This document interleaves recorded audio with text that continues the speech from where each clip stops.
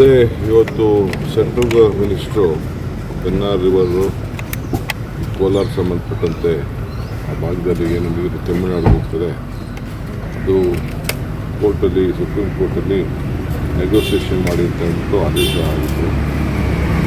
3 ಸತಿ date fix ಆಗಿತ್ತು. ನಾವು ಅವ್ರಿಗೆ ರಿಕ್ವೆಸ್ಟ್ ಮಾಡಿಕೊಂಡಿದ್ದು ಈಗ ಫೈನಲ್ ಕೋರ್ಟ್ ಹೇಳಿದ್ದಾರೆ ಫೈನಲ್ ಸೆಟಲ್ಮೆಂಟ್ ಮಾಡಿ ನಮ್ಮ ಮುಂದೆ ಅಂತ ಹೇಳಿದ್ದಾರೆ. ಸೊ ಅದಕ್ಕೆ ಟೈಮ್ ಫಿಕ್ಸ್ ಮಾಡಿದ್ದು ಹೋಗಿದ್ದೀವಿ.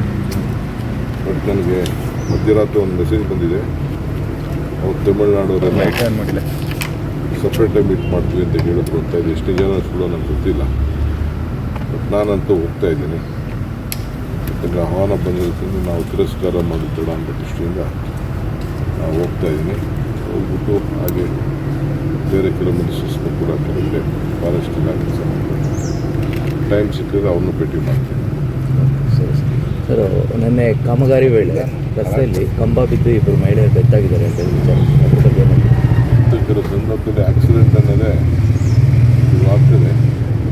ಮುಂಜಾಗ್ರತವಾಗಿ ಅಂಥ ಕ್ರಮವನ್ನು ಕೈಗೊಳ್ಳುವಂಥ ವ್ಯವಸ್ಥೆ ನಾವು ಮಾಡ್ತೀವಿ.